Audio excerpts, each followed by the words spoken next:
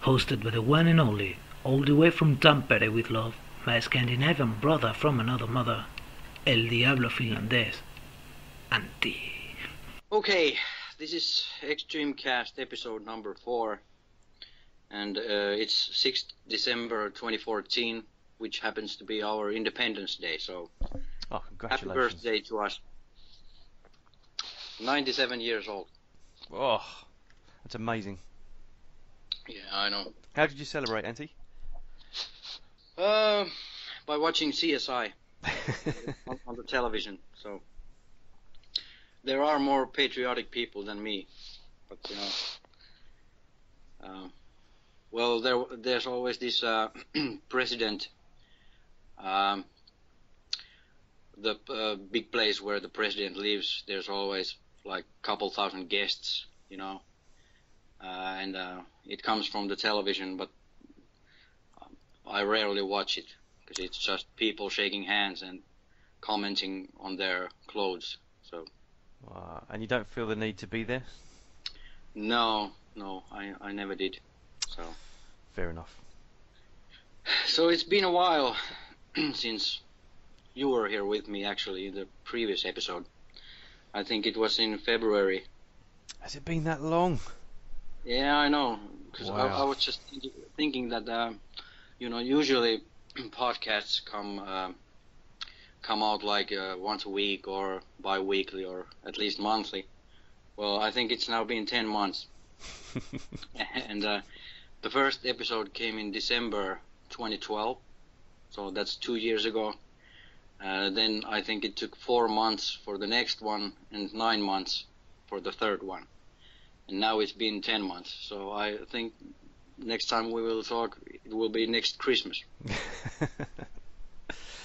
Well, a lot has happened in the last 10 months, let's put it that way. That's true, yeah. Well, first of all, at the moment in Extremecast in Facebook, we have 372 users, or members. That's pretty awesome. Which is a lot more. I think half of them are like bots. But they haven't, you know, been spamming too much, so I don't care. The bigger the member count, the better. Yeah, and you know what? If it keeps the numbers up, that's all good. Yeah. And, in fact, I haven't had any offers of Viagra for a while, so perhaps the more the better. Yeah. And we also have a new banner logo, and it was made by Nunozoe. And I think it looks really cool. It's more in the Pornograffitti vein, you know, with the spray paint. It's a shame he spelt Extremecast wrong, hey? Did he? No, I'm joking. Well, it's Zoe, so I think that would have been totally possible. So you're right. A lot has happened in the last 10 months. I think the biggest news is that Twin Peaks is coming back on television in 2 years. And did you ever watch the show? Were you a fan? Not a tremendous fan because I'm so young, so I wouldn't have been able to see it because I was, I'm only 23, so. Yeah. And I'm 21. Yeah, of course. No, look, I have seen it in the past. I thought it was very good, and I think if it's brought back, as long as they're sympathetic to the original show, then great. Yeah, and David Lynch and Mark Frost should be helming the new season, the guys who did the first one. So wonderful. I must say I'm really excited to get to see Dale Cooper again because he's like the coolest badass there is. It sounds and he understands on damn good coffee. Nice. Yeah. And other than that, there has been some other things happening. M3 Festival, which was back in I want to say April or May. Mm-hmm. And the first thing I noticed was that Fig no longer has such, just mud chops. He now has a big beard. Mm. And that was nice to see. I thought it was pretty cool. I wonder whether it's a fashion choice or because he literally was practicing so much for the gig that he just didn't have a chance to shave. Yeah. Or then he just woke up one day and it was there. Bam! It was there. Maybe he shaves 3 times a day, and if he misses it, that's it. Full beard. Yeah. And Nuno has now this skunk stripe, the same kind that Steven Tyler has. I think I wonder if that's a fashion choice or if he's been so busy and stressed up lately that he just has this stripe in his hair. Possibly. I think it looks pretty cool. I think the ladies probably dig a bit of grey in the hair, Yeah, that's I don't know. I think Steve Tyler looks awesome for his age personally, and I think he's a hero of Nuno. So perhaps I don't know. There's a bit of emulation going on. Yeah. So now he has the hair from Steven and fingernails from Brian May. Yeah, imagine Steve Tyler with the size of his mouth with Nuno's lips. That would be amazing. They're like a fish. Oh my God. Then the paper says Extreme Boston Awards. So I can't remember anything about that, but they were at some Boston Music Awards. Yep, they probably did very well there. If I'm brutally honest, I can't remember what it was either. Only because there was some other pretty cool stuff that's happened that kind of blows that away, I mean, yeah. Wasn't there a tour or something? I can't quite remember. Wasn't it that Nuno wasn't on that show? Yes, that's it. I think there was Greg Sharon. Yeah. He played the guitar. That's probably why I don't remember much about it, because for me that's not the band. I find that quite difficult to get enthused about. Yeah. It's kind of like playing a football match with your second team. That's no disrespect to Greg Sharon, but it's the driving force of the band is the 4 main players, and when you've only got one guitarist in the band, having a different guitarist in is just a bit strange. Yeah, I think that without Nuno, Extreme is only like X3. God. I think it needs the main force. Absolutely. Well, you know what it is? In my view, it's like a recipe, a perfect recipe. If you start swapping out the ingredients, it doesn't taste the same. That's it. Simple as. Yeah, I agree. And then they played at Rocklahoma, which the only thing I remember from that show is that in the middle of the song, Nuno left the stage. Yeah, well, I think it wasn't the best PA system they've ever played against or played with, from what I can see. And I looked at the video again just to refresh myself, and certainly Nuno was backwards and forwards mouthing various things to different people, as he often does. But this time he looked quite upset by it all, what was going on. And I think at a certain point he just thought, you know what, fuck this, I've had enough, and off he went. I guess for me the only disappointing thing was that the rest of the band tried to play on, and you could see Gary clapping his hands and getting people to sing, and waiting for him to come back. Yeah, which sometimes happens when there's a problem with the guitar or the amps or whatever else. I think I've seen it myself with the band. They sort of fill a bit of time and then the show goes on. But I found it quite disappointing that they weren't able to at least come on and do an encore or finish the song, whatever it was. But artists are extremely temperamental, so it's and I think he's had troubles with his gear like the whole time. Yeah. Well, actually, when I saw them in 2008, and he had his first set of Randalls, they just completely shut down after a while, and he had to switch over to Marshalls, which are about 3 times louder, if I remember rightly. Which is a real shame. Was a good thing.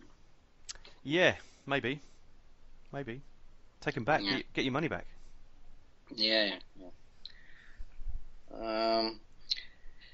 About a year ago, I wrote this open letter to Extreme, saying how the fans, or at least I myself, would like to hear more of them in the social media. And I don't think it has anything to do with that letter, but nowadays it's like, you know, Nuno's all over the social media. You know, every day there's posts in his Twitter and Facebook, and I think it's good that they are now more involved. Yeah, it's quite an obvious shift, isn't it? I wonder whether there's a bit of influence from Rihanna there, because she's all over Instagram and whatever else, and it seemed to be just overnight things changed for the better. Yeah. And I love it. I think it's great. It's brilliant to see so many insights into the band, and you know, if nothing else, the Cave Fig bombs provided everybody with a huge amount of entertainment. Yeah. In the beginning, it was a bit strange. I didn't even believe it that it's actually Nuno posting, because there were like these photos of GameCube controllers on the floor and beer on the floor, and it said that they're playing Mario Kart, and I just thought that didn't sound like Nuno, but I guess they proved me wrong. Were the controllers smashed? That I can't remember. Because if they were, they probably would be his, I'd imagine. Yeah. No, I think it's awesome, you know. And I do think, honestly, your open letter did have a bit of an effect, because there's so much has happened since then. It's not just Nuno's own Facebook account, but all of the guys seem to be really hot on the social media. Apart from Gary, who perhaps doesn't own a computer, I don't know. But I think it's awesome. I think it's a really good thing. For me, if you look at bands like Nine Inch Nails and pop acts like Rihanna, those kind of people, that's the main way they reach out to their fans. And you know what? The fans really do bite back on these things. They think it's I don't know. It's a value add on top of the music. It's the insight into what's happening in their lives almost. It's like a window you can look in and see what's happening, and I think it's great. Yeah, I agree. It's a lot better than not hearing anything from them. Yes. So, and then the Nuno and Gary were at this International Portuguese Music Awards, and Nuno won a Lifetime Achievement Award. I'm not sure if it was at the Portuguese Music Awards. Yeah, pretty well deserved, hey? Yeah. He's a clear example of somebody that's moved countries and never forgotten his roots, and I think that's really important. If you've got cultural roots, you need to, you know, celebrate those wherever you're living. So for me, that was a great recognition, and I'm sure he was extremely proud. Oh God, extremely proud. Pun intended. Doesn't get any better, Auntie. Yeah, I agree. And not only did he get the Lifetime Achievement Award, he also was. There's this American humor site called Cracked.com, and they had this article of musical geniuses, and Nuno was number 1, and I was really surprised by that. That someone still remembers him. It's interesting, isn't it? The people that I speak to, I mean, we all have the same thing when the fans of the band, and someone says, you know, if you're going to a gig or whatever, who are you going to see? Extreme. Oh, the More Than Words guys. Yeah, that's it. Yeah, for the 3,000th time this week. But it's, you look at someone like him, and he's apparently he's just constantly writing all the time, and if he's not writing, he's creating something else. And I think it comes across in his music, and the fact that there's been so much, I guess, diversity over the last few years. I mean, who expected him to go on tour with Rihanna? I mean, I know I didn't. Bizarre. And if you look at the YouTube videos of some of the live gigs, the difference in her music with that kind of guitar playing and that kind of flair, I guess, on the guitar, really complements it. The biggest one for me was there's a solo, and where is it? Rock in Rio. There must be over 100,000 people in the crowd, and he does this amazing solo at the end of I think it's California King Bed or something like that. I don't know. But I just thought that is pretty damn awesome. That is, you can see now why these two worlds of music that are so different and so far apart can actually be joined together. Yeah. Yeah, I think his guitar playing was a good fit for that music.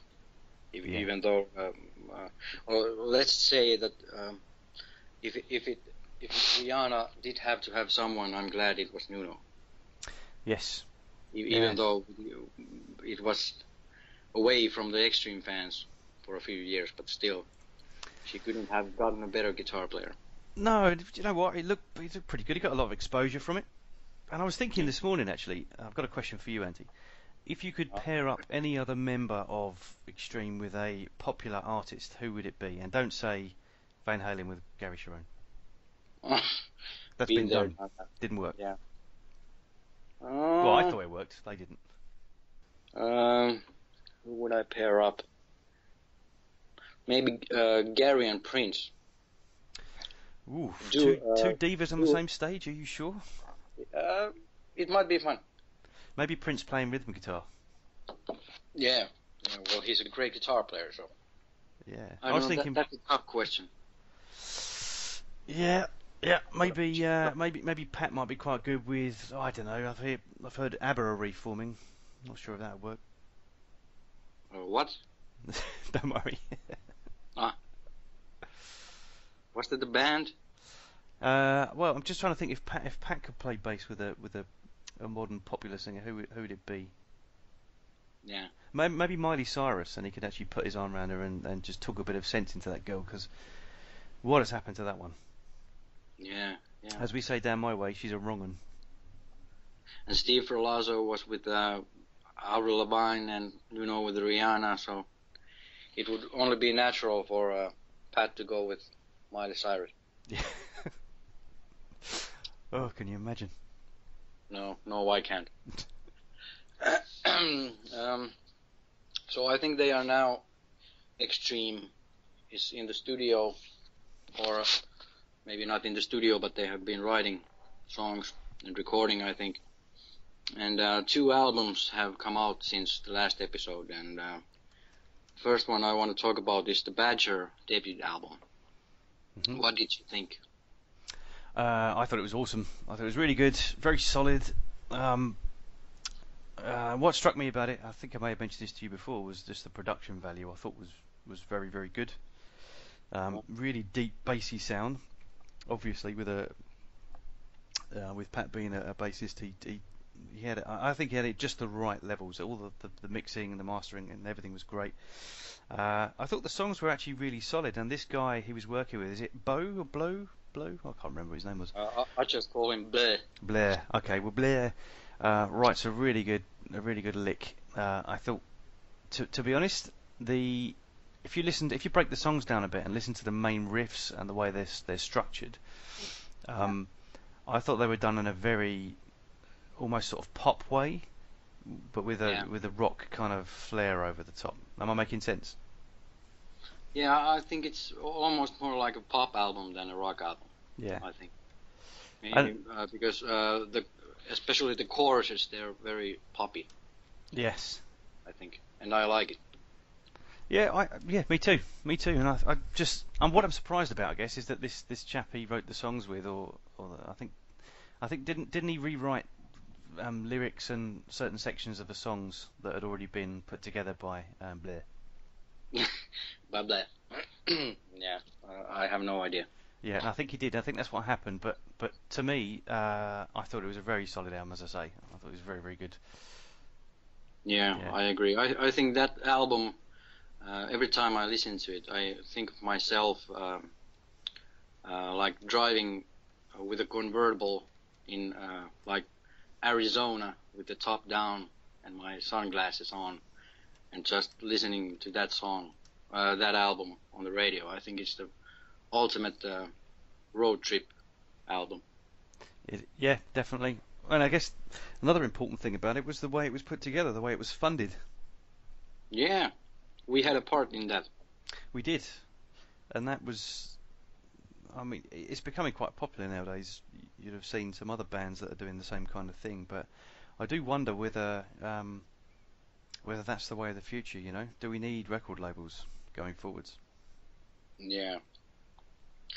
And speaking of other bands doing that, then we should talk about Hurtsmile #2, which was also a pledge made via pledge. And what did you think about that?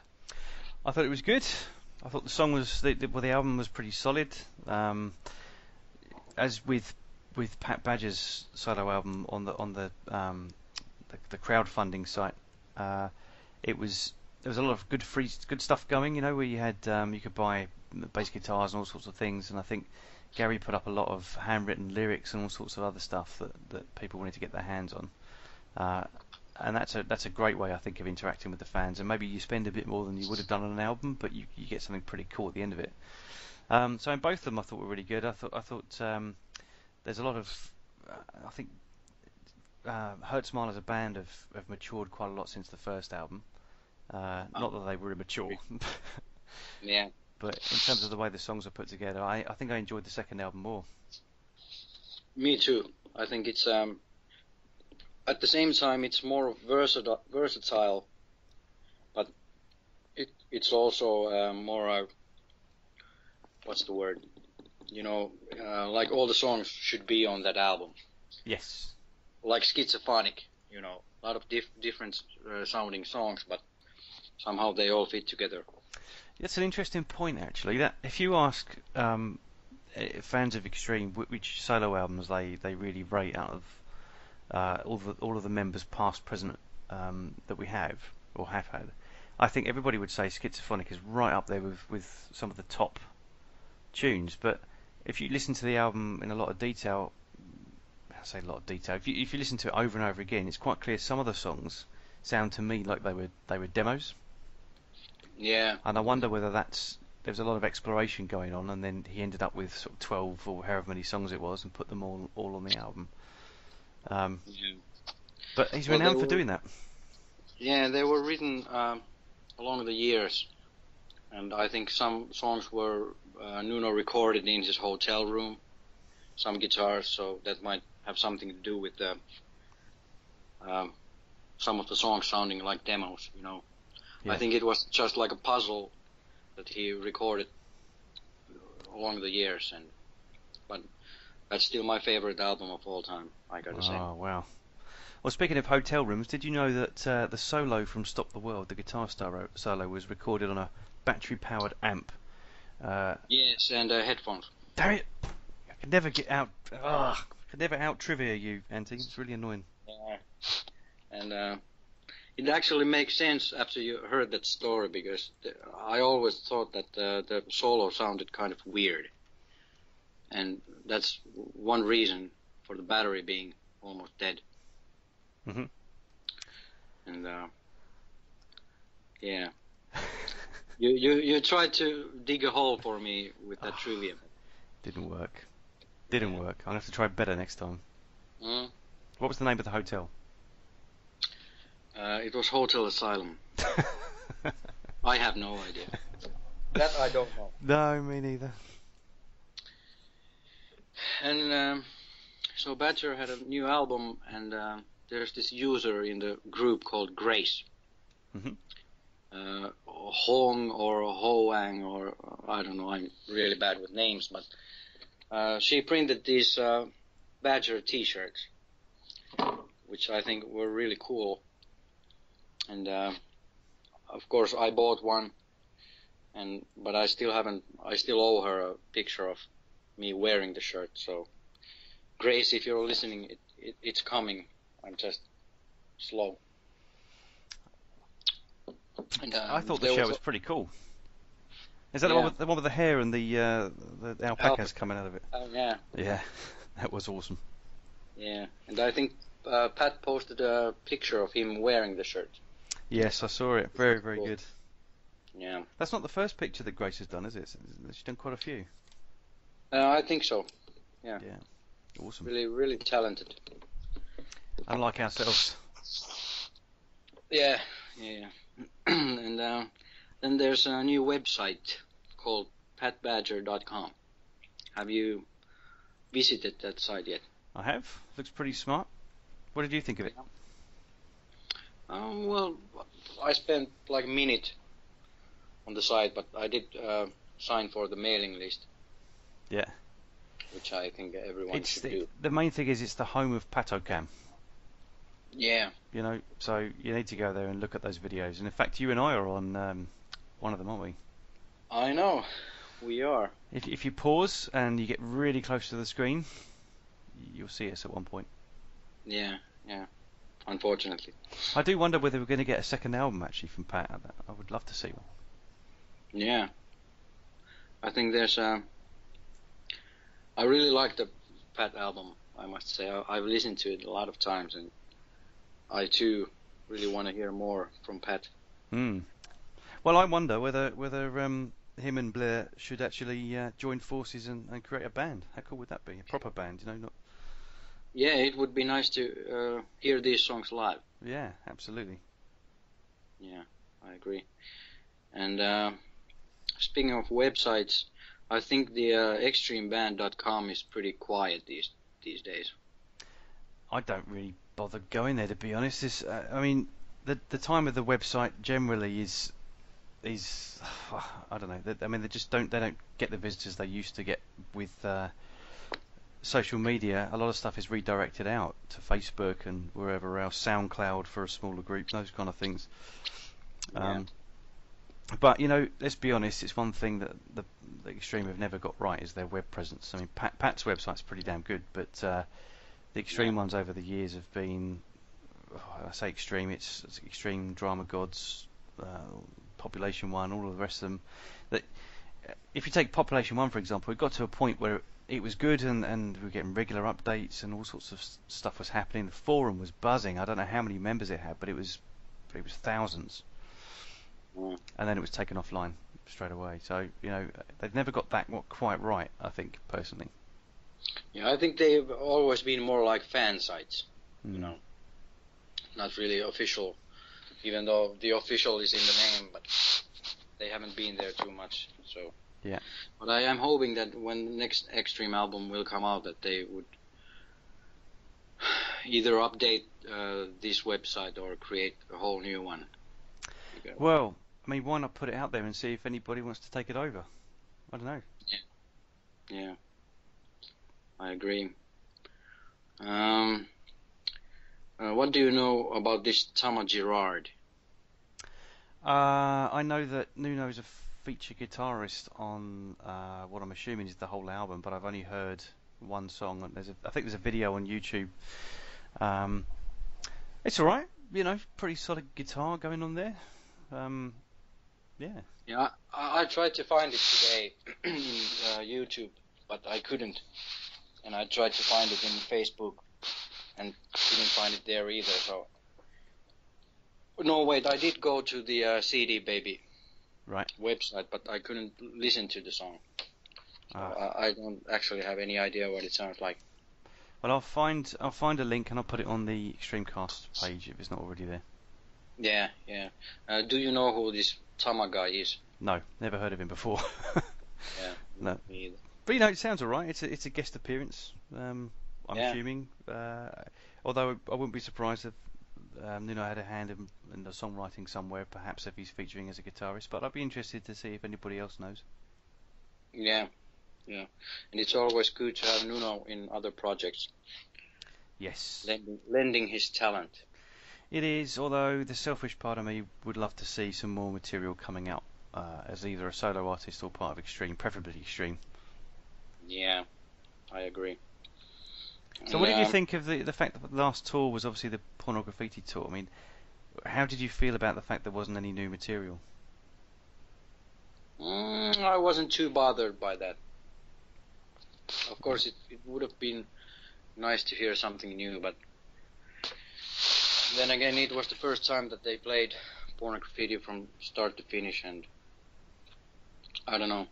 They are having a 25th anniversary porno tour in January in the US, and maybe they'll play some new songs there. Well, it's interesting, isn't it? Because I personally believe that's the best show I've probably ever been to. That one in London, the Pornograffitti tour. You were there. I was there. I don't know if you saw me at the front of the queue for 6 hours or whatever it was in the cold. Oh yeah, I was there too. Yeah, okay. That's right. But it was freaking awesome, and I think the absence of any new music was good because I could sing to everything. Yeah, that's true. So, and I missed out first time round being so youthful. Yeah. Those were some amazing shows, and we'll talk about more about them in a minute. Sure. And I think today ended this Kings of Chaos tour, and Nuno got to be on stage with quite big names like Steven Tyler and Brian May and Billy Gibbons from ZZ Top. Yeah. And I think it was cool. They posted a lot of videos and photos from the tour. So yeah, and he was one of the youngest there, I think, wasn't he? I think so. Yeah. I thought it was phenomenal. What a lineup! I mean, Yeah. any outfit that's got Steve Tyler at the front is gonna have a certain amount of funk about it, you know. Yeah. But Yeah. what a great lineup, and I think the guys from Guns N' Roses, they're pretty solid rhythm musicians, hey. So, God, I think from what I've seen on YouTube so far, it looked like an awesome blast. Look, the guys were just enjoying themselves, and to see Nuno playing some AC/DC tunes. Obviously, he looked AC/DC. My God, Aerosmith tunes. Yeah. Which is obviously a band he looks up to as a real inspiration. I mean, what a treat for him. Yeah, and the way he wrote about his experience in Facebook, it really seemed like, he felt that he was so privileged and he really enjoyed that experience. So Yeah, I think it was a huge thing for him. absolutely. It looked like a blast. I mean, I just posted something a little while ago on the Extremecast Facebook page, a little comment about Steve Tyler's lyrics going a bit wrong at the start. But he did a great job, hey. He did a really good job. He enjoyed the song. Yeah. I think he enjoyed the song anyway. Yeah, I think he started the lyrics by saying "You love me," which is funny. It's not the words I want to hear from you. Yeah. Which is what I just wrote on there. Yeah. But no, what a pairing. I'd love to see those two playing some more songs. Preferably Yeah. in somewhere like London so I can go and see it. Yeah. It seemed like a lot of fun for those guys. Yeah, definitely. So, okay, then there's this one big-ish news is that I finally got to see Extreme live. Did you now? I did. I got to go to 2 shows in London, and I think you were there. I think I was too. Yeah. So, What a blast, eh? yeah, it was an amazing experience, I've forgotten most about those 2 shows already because it still feels a bit, unreal. But I do remember that when we were outside, we had to wait like 3.5 hours before we got in. It felt like longer. I don't know how long it was, but it was cold. And then when we finally did get in, we had to come out again. Ah, which yeah, kind of sucked. Yeah, but we did get to see Warwick Davis. We did, reversing his car. Yeah, that was a bit weird. That was so Twilight Zone-y. Yeah, exactly. What an experience. I do remember we were there at the front, and then the doors opened, and we were asked in if we had the whatever the tickets were called, the meet and greet tickets. I remember saying to you, "Go on, you go first. First one's in. You go first." And you looked at me with almost had tears in your eyes. I don't want to go first. Maybe I'm embellishing that slightly. No, it's not quite true. But you did say, no, I don't want to go first. You go first. And what I saw in your eyes was you were composing yourself, thinking, "This is I've been waiting for this for so long. I'm going to enjoy this moment." And you had about 10 times longer than I did with the band, which was good. Yeah.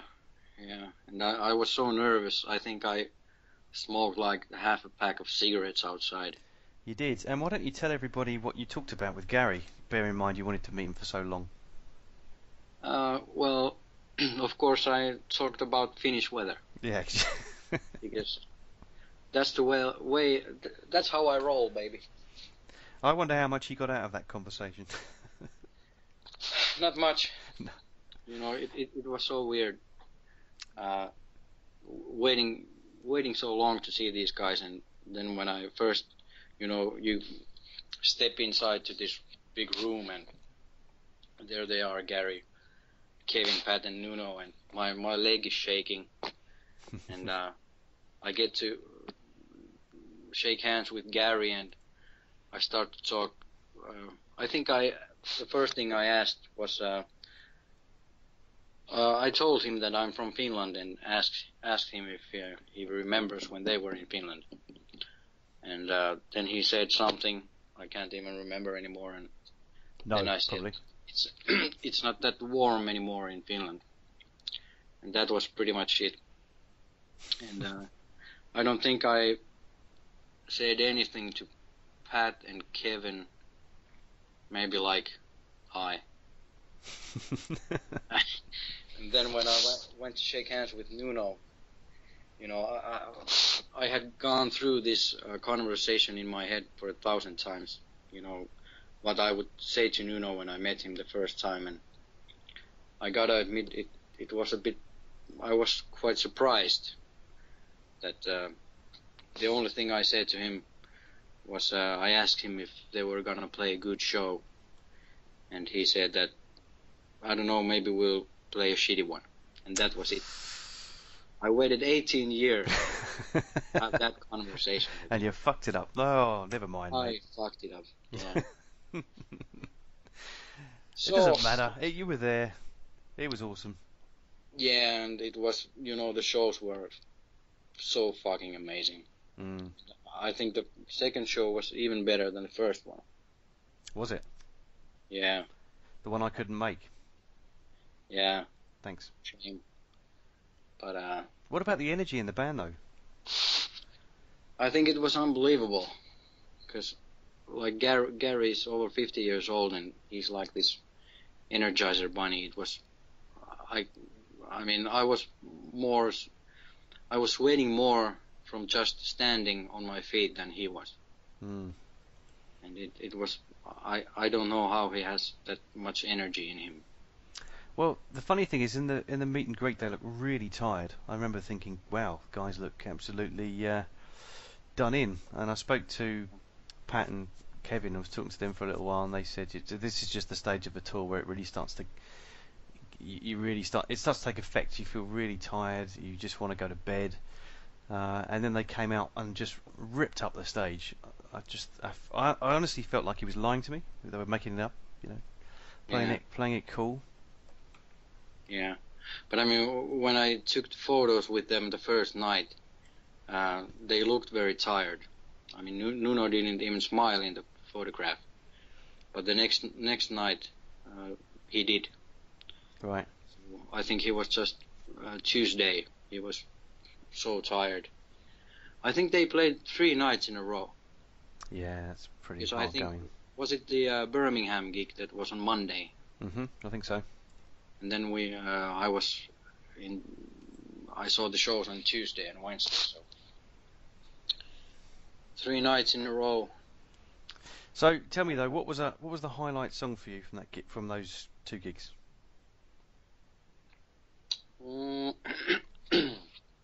I know this sounds kind of weird, because it's not even on Pornograffitti, or it wasn't in the actual show, but hearing Cynical live was awesome. That was a treat, wasn't it? That was in the sound check. Yeah. Was it a sound check? Yeah, it was. And that just sounded so amazing. The punch in that song, it's unbelievable. Mm. Even though, of course, because it was a sound check, they weren't putting all their energy in it, but it still sounded so badass. It was effortless from the guys, wasn't it? Yeah. Well, I spoke to Adam, who was with me afterwards, and said the same thing to him. I asked him the same question: what was your favourite song? And he said exactly the same thing as me, which I was surprised about. But we both said "Song for Love." Yeah, I think you said that before, that you really like that. Well, I mean, I like it. It's 80s cheese rock metal for me, but I just love the song, and I when you hear it live, bear in mind it's obviously scaled down a bit because on the album it's got a bit. I think it's got an orchestra in it, and it's just a very large sounding song. I was wondering how it was going to translate to a small venue, but it was absolutely immense. Yeah, it sounded really good, and the solo was so great. Yes. You know, and They all sing. were. Yeah. I mean, he didn't miss a beat all night with the guitar, did he? No, and you know he's had some trouble in the past playing the Flight of the Bumblebee live, but I think that second night he played it absolutely perfectly. Yeah.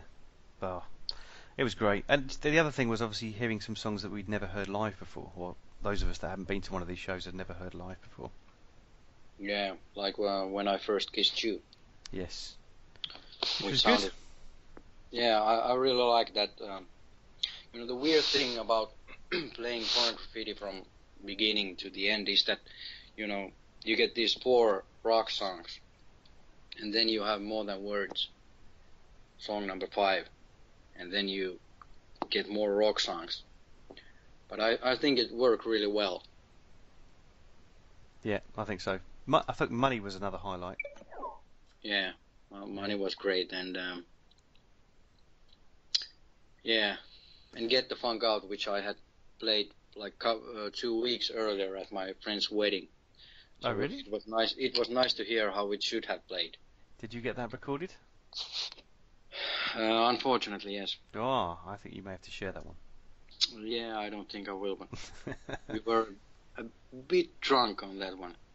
Oh, do you know what? I would be really interested to hear anybody else's covers. Perhaps if they can post them up on the Extremecast Facebook page, I'll be really interested to see some YouTube clips or whatever. Yeah, that's a good idea. Starting with you, Nancy? Yeah, that's not so good idea, but we'll see. We'll see. But it was not a great trip just to see the band, but I also got to meet a lot of people from the message board. You know, like on the next day, you, me, and Lila and Adam, we went to this music store to try out some guitars. Mm. And I think we broke one amplifier. We may have done, but we're not going to take any responsibility for that. No. Moving on, next subject. Yeah. It was quite an expensive one too, I think. Okay, well, it's not anymore. But Oops. you know, it was just, you know, I met a lot of people. I met Baz, which was really fun. I didn't expect to really meet him. I only talked to him about a couple minutes, but it was fun to meet that crazy man finally. And then I talked to Chunk to Funk and Chrisiki and Nunoid and Vinnie French and Abigail. It was just so much fun to finally get to meet those guys, you know. What a good bunch of people, hey? Yeah. Especially the British guys. Yeah. Oh, you mean you and Adam? That's true. Come on. That's true. It was a lot of fun, I must say. And, It was great. Do you know what? I think they've got a very special set of fans, is my view. yeah. If you consider, I mean, the music's always been there, but there's been a long time where there was very little other than the music coming out of the band, the value add stuff I was talking about earlier. The very loyal set of fans given the kind of media blackout that have stuck with the band over the years. So it was great to see everybody together, and yeah, it was weird actually in some ways, because there's guys that people that I've seen, and I thought I've met you before, I don't know where, you know, but you know they're old school fans of the band. Yeah. And you can just go up and speak to anybody. It was great. Yeah. I really hope we can do it again sometime. Me too. It would be awesome. Yeah. And if we're not going to see Extreme when I come to the UK next time, maybe we will meet. That would be Because good. I think I still owe you that beer. Last night I listened to the episode 3 podcast, and I think I promised you a pint, but I don't think I ever bought it. Well, yeah, you're gonna have to fix that because that's not cool. Yeah, I know. Do you remember? Oh, sorry. Yeah. I was gonna say, do you remember when we finished the gig and we walked out trying to find somewhere to get some food, and we ended up in this crappy little kebab shop? Yeah. And the dude walks in with the order for the band. Yeah. He put the paper on the desk and said that he's got a big, large order here. And then we noticed that there was the names of the band. And I remember Nuno, he wanted fish and chips. Fish and chips. Fish and chips. I'm sure he's got some English blood. Yeah. I think the other guys were ordering kebabs, weren't they? Or burgers and chips and stuff. Yeah. And I think Pat got some kind of sauce, or barbecue sauce or something. I don't know. But Nuno wanted fish and chips. That I remember. Their food was all right, wasn't it? Yeah. We didn't really care at that point, I think. Yeah. And I had been on my feet for so long. First like 6 or 7 hours on the first night, and then the same at the second night. My feet were killing me. I was so tired. And the first night that I came to London, I had a bit of a drink with Zepp Stripe, this great Swedish guy, and we drank like until 4 a.m. and I only slept like 3 or 4 hours that night, so it was a good way to start the day of seeing Extreme. Oh, ouch. But we had so much fun. I mean, when we were going to his hotel in the big red bus, we sang, Extreme songs and played air guitar, and it was so much fun. You might want to apologise to anybody else that was on that bus. I don't think there was anybody else. Oh, do you find At least on the second floor. But it was really nice to meet him as well. Yeah, I've never met someone with such cool hair, I'll be honest. Yeah, and since his username is Zepp Stripe, I was hoping to see him wear pants with zebra stripes. Oh. But I didn't. But he still had clothes that really said rock. But he looked like he could carry it off. If I wore zebra striped leggings, I'd be arrested probably. Yeah. Put in jail straight away. No jury. I would be hanged. But he really pulled it off. Yeah. Great big hair.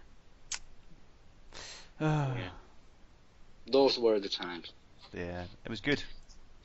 Yeah. So, are we going to talk about Nuno's dog? Koa. Is it a dog? Is it a dog or a husky? I don't know. What's the difference? Isn't a husky a breed of dog? Yeah, I just thought about that after I said it. That probably wasn't very good. I'm not sure. I'm not a dog person, but I'm sure somebody would be able to tell us that there's a real difference between a dog and a husky. But one of the clarifications for me is always that I thought a husky was always considered a wild animal. Okay. But then again, people have them as pets, so that could be bullshit. I don't know. Yeah. Are huskies? Could they be part wolf and part dog? What are those called? A were-dog. Were-dog. Okay. Got no idea. But What a cool-looking dog. Yeah, I agree. He seems to like the camera. Yeah. We saw some pool shots from those two, and yeah. At first I thought that it was someone else's dog, and he was just taking care of it. But I think it's Nuno's dog, actually. Well, he looks like a pretty cool dog. I wonder if he can play guitar. Yeah, I wonder that too. And what I want to know is that is he a he or is she a she? Ooh, good question. There's a pickle. I think we have to get the answer to this question for the next episode. He looks like a dude, though, doesn't it? That's the big one. He looks like a dude. Looks like a dude dog. Yeah. I mean, he's rocking out in the pool. You know, he's not sitting by the pool getting some sun. He's rocking in the pool. Yeah. That's a male thing. Yeah. I agree. So, on moving on from that subject. yeah. I think I went through all the things in my paper. So what's been the highlight? What's the highlight for you this year? I mean, it's a stupid question, I suppose, but what is even from that? What is the moment that you treasure the most? Do we count in the meeting extreme part? Well, yes, because okay. That yeah. I think it's the we're gonna play a shitty gig moment. I met Nuno. I think that's something that I will never forget. That's awesome. Yeah.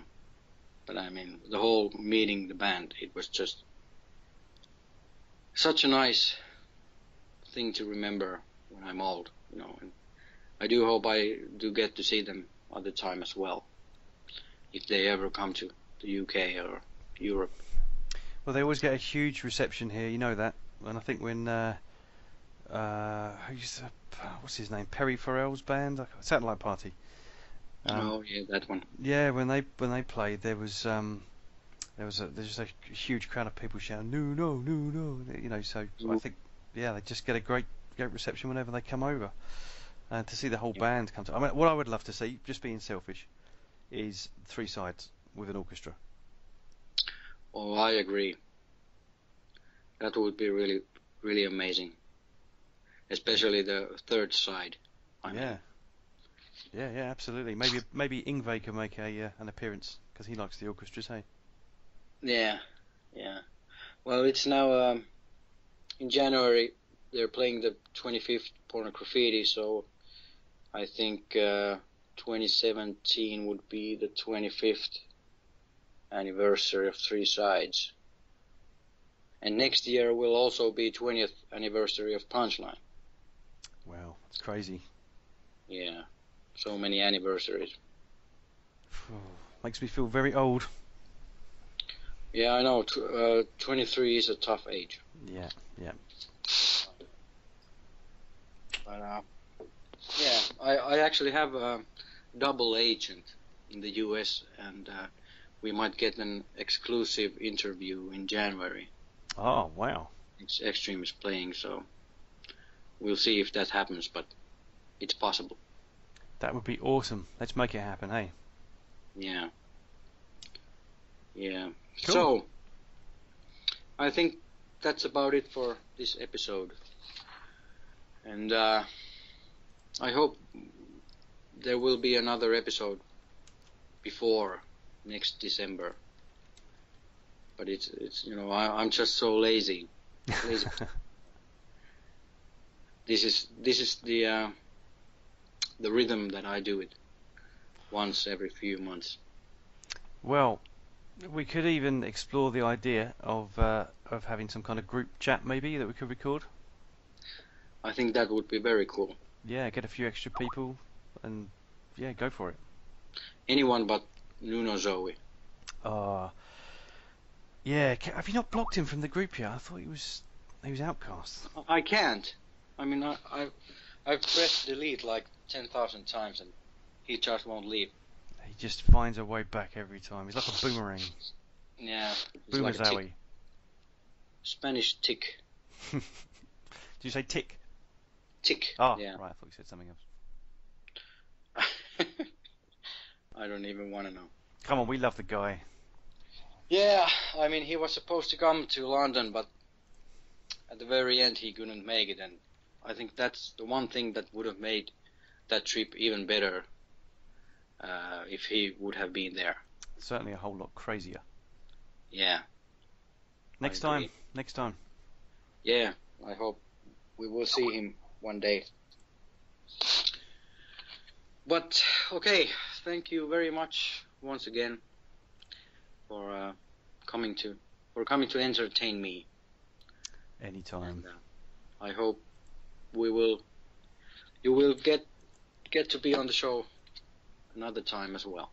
Yeah, I'd love to. So it was very nice to meet you in London, and I hope we will meet again soon. Yeah.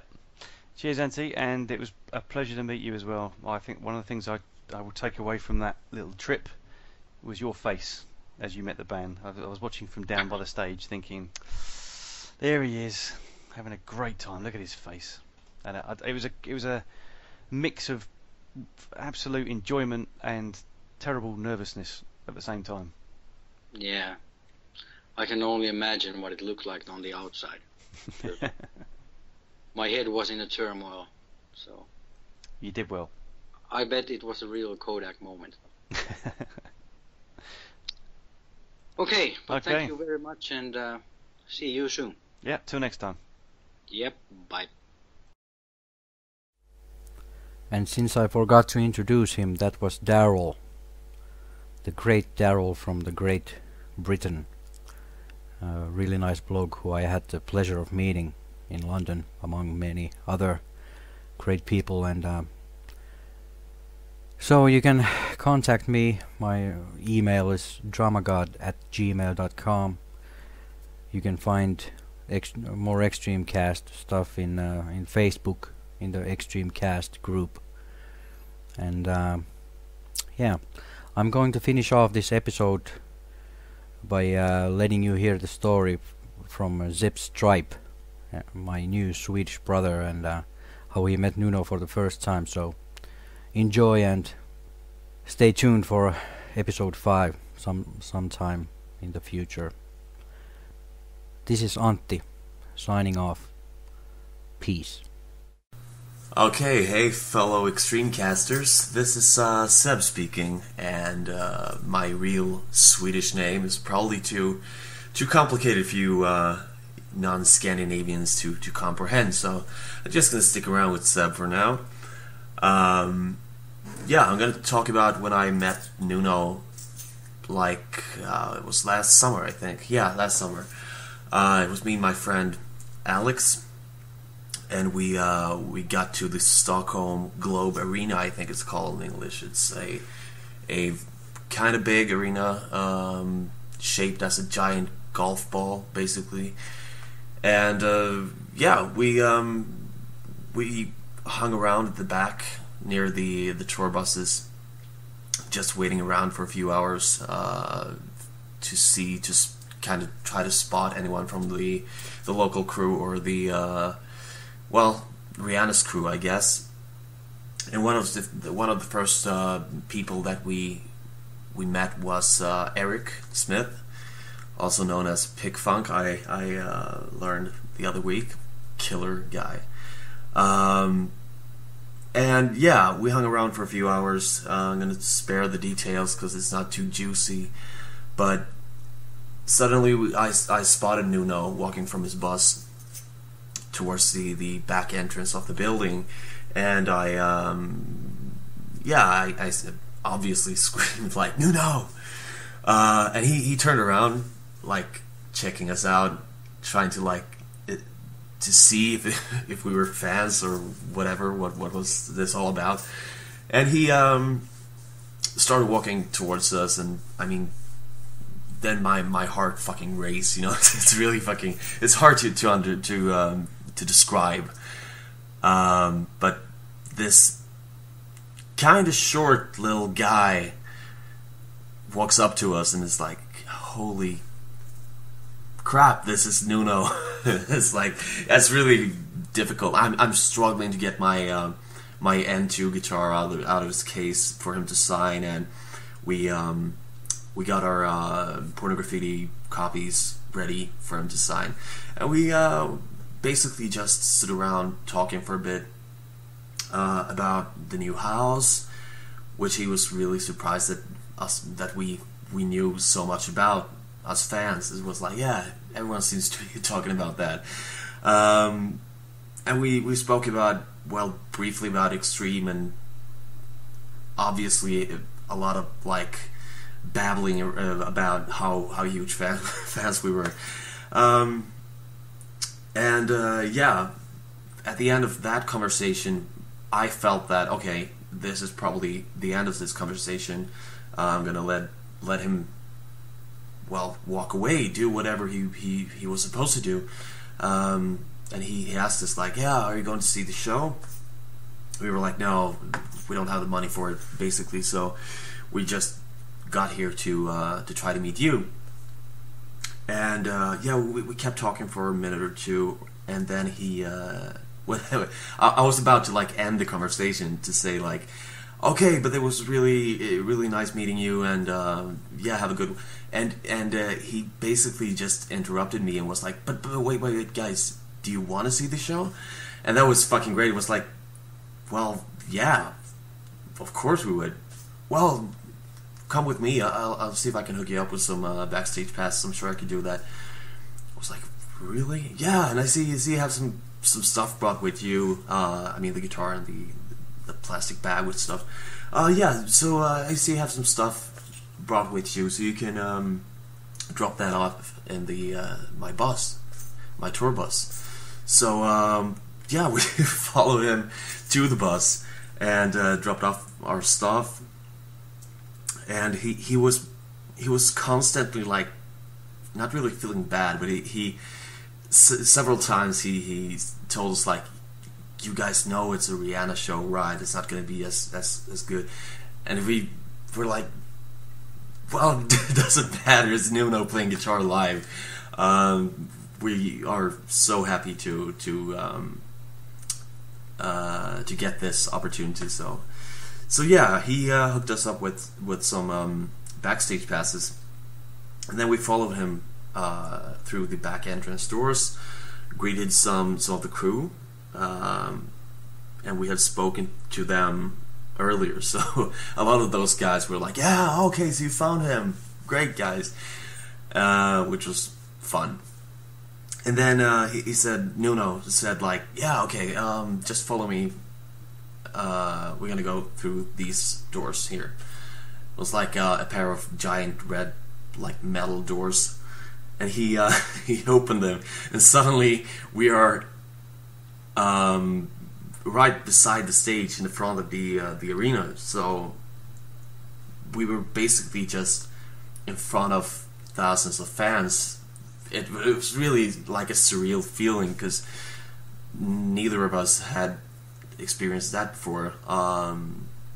And Nuno had told us that, okay, you can stay at the side of the stage, like in front and to the side of the stage. So we started walking towards that area that we supposed. Well, we thought that was the place we were going to be at. And Nuno once again surprised us a lot by saying, wait guys, don't you want to see come see the stage? And we were like, no way, really, because the support act, a DJ duo called I don't know, GDA or something, I think, they were playing, so they had their backdrop. Well, it was covering maybe like 1/3 of the stage, the front part of the stage. So people didn't see us. So we just followed Nuno up on the stage. He displayed the N4s. He explained that he don't play the one and only the mother load of, what do you say, N4s. His original N4. He doesn't play that because apparently it was really close to being stolen on several occasions actually. So he doesn't feel like bringing it to the tour anymore. I really hope it's going to do that on the forthcoming Extreme tour, but I don't know. I hope so. Anyway, so yeah, he showed us the amp. It was like, yeah, I think you know that amp, and I was like, yeah, this is the MBK. The pedal board, I can't recall actually what kind of pedals he was using. I'm pretty sure he played his Boss GD8, because I think I recalled that, and I remember seeing him on videos online and stuff playing that one. And then we walked down to the area where we were supposed to watch the show, and he told us that, okay guys, you can meet me at the Budweiser bar afterwards. just ask one of the crew guys, and they'll show you where it is. I actually didn't ask him what he meant by the Budweiser bar. I thought maybe this is some kind of joke from his side that I didn't really get. But I don't know why, but I didn't ask him about it at the time. He had to rush away to, well, get on with the show, I guess. So yeah, I kept thinking about that. What did it mean by the Budweiser bar? It's really weird. Anyway, they played the show. I'm not gonna like put too many details on the show. I think it was really great. He kept looking at us, like waving and laughing through the entire show, and it was really cool. A visual experience, of course, and Nuno did great. All the musicians did great, I think. Afterwards, we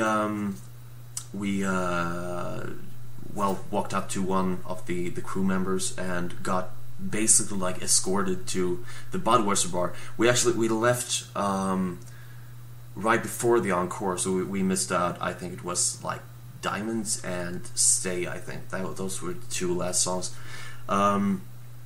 So we got back to the Budweiser bar, which was basically a room covered with like Budweiser banners on the walls, a little bar, and a bartender. And the only drinks that were served was Budweiser bottles, with like complete with two Budweiser fridges. And I'm a real sucker for Budweisers and everything that has to do with, I mean, American and stuff. So that was basically just so surreal to get like free Budweisers, and we were basically invited there by Nuno. Yeah, it's sick, really a sick feeling, really surreal. And the weird part was that after a while, a lot of people, well, after the encore, after the concert was finished, a lot of like, well, mostly young girls, obviously, were invited to this backstage Budweiser bar. And every now and then, people from the local crew and from Rihanna's crew rushed up to us to make sure that we were okay, like pretty much apologizing for not having Nuno there so soon. Oh wait, how would you say that? My brain just froze now. It's really amazing. No, they were like in a hurry to apologize for the fact that Nuno wasn't there yet. It was like, yeah, I'm gonna tell Nuno that you're here, and I'm so sorry for this, but I'm gonna like try to find him straight away. And the weird part about this was we haven't paid anything for this. We didn't do anything to well get rewarded to this degree. It was really just sick. We didn't contribute with anything to Rihanna or her crew, or well, to Nuno for that matter. But still, we were treated like VIPs. Like really, it was so amazing just to experience that as well. Once again, surreal, but really great. And after a while, Nuno found us, and we asked him, "Do you want to stay here? Like, grab a few buds?" "No, actually, I don't feel like it," he said. "I just came for you guys, so I thought maybe we should take like a little tour about this place and then head for the dressing room." We're like, "Okay, yeah, sure." So we follow Nuno. At that time, the crew had already started to bring the stage down, so we watched that for a minute. Walked up to some kind of hallway outside the dressing rooms, and that's where one of the pictures is taken with me and Nuno, the one inside the building. And yeah, then we walked into the dressing rooms. Well, said hi to everyone in the band and some of the crew members. Nuno offered us a Corona, and yeah, sure. I mean, like when Nuno Betancourt offers you a beer, you can't say no, really. Even though I was kind of worried that I would start to get drunk after 3 beers. I mean, getting drunk in front of your number one idol isn't really a good thing, I think. But yeah, hey, I got around it. I didn't get drunk, so that's great. Anyway, we met Christine as well. Lovely girl. She was really nice to us, and well, she thought that our Extreme shirts and stuff were cool. We were both dressed, well, mostly me, but my friend as well, Alex. We were like dressed in Extreme stuff, like Extreme cap and Extreme shirts, Extreme glasses, Extreme tour jacket thingy, and like banners and stuff. So kind of extreme, I guess, pun intended. And then, well, we stood around in the dressing room talking to Noon about, well, all sorts of things, I guess. Asked him a lot about Noon, well, Extreme in 2014, and he said that, yeah, this is the year of Extreme, so it's going to be like a lot of things happening, but I can't really talk about it too much. And that was really, really great. He remembers some of the other fans from the forum, and yeah, it was really great to talk to him. After a while, they had to get going. I think they were heading for Oslo or something. I think it was Oslo. They were going to play there the following day. So we all headed out for the buses and got our stuff, hung around at the bus with Eric also, or we just said hi to him because he beat us back to the bus, I guess. Then we got outside the bus, and then we reminded him, because this was actually, I can't remember the date, that's really incredible, but if Pat's listening to this, you should know this, because it was Pat's birthday that day. And we said it to Nuno, did you remember to like wish him a happy birthday today? He was like, yeah, oh yeah, it's Pat's birthday today. So what we did actually was to call Pat Badger on his cell phone. FYI, he's called Badger Cell in Nuno's phone. Just like a fun fact or something, I don't know. Anyway, Pat didn't answer. I don't know what time it was in the US at that point, so if we woke you up, Pat, I'm sorry. So we left a voicemail, or a voice message, whatever it's called. Both Nuno and me and my friend Alex. And that was fun. Then we hung up, and I think Nuno felt a little bit like, he felt bad that he basically promised us to talk to Pat, but didn't get an answer. So he was silent for a minute, and then, okay, let's call Gary as well. So we actually call up Gary, and his name in Nuno's phone book was Gaza, or Gaza, something like that. Fun fact number 2 of this little message, I guess. Maybe not so fun, but now you know. Gary didn't pick up either, so we left another voicemail for him. Yeah, that was basically it. Then we talked for a while. Some more. He promised that we were gonna like get together the next time they were playing with either Rihanna or Extreme or whatever. Yeah, it was like, I think I spent like approximately 7 minutes thanking him for both everything he has done with Extreme, but also for this night. We said like, yeah, we never thought that we were gonna like hang out with Nuno Bettencourt for an entire evening and get treated this well by both him and the crew. And Nuno just smiled and was like, yeah, see how easy that was. So he's a great guy. He's like really funny, and yeah, one of the best guys I've ever met, obviously, and I really look forward to meeting him again.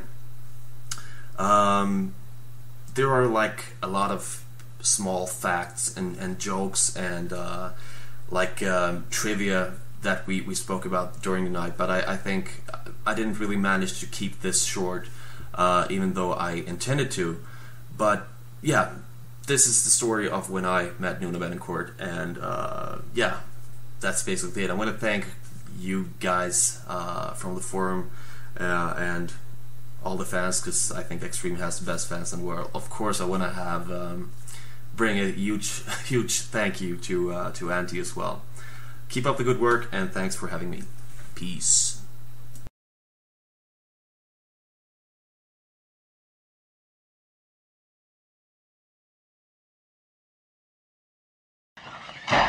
It's 106 miles to Chicago. We got a full tank of gas, half a pack of cigarettes. It's dark, and we're wearing sunglasses. Hit it.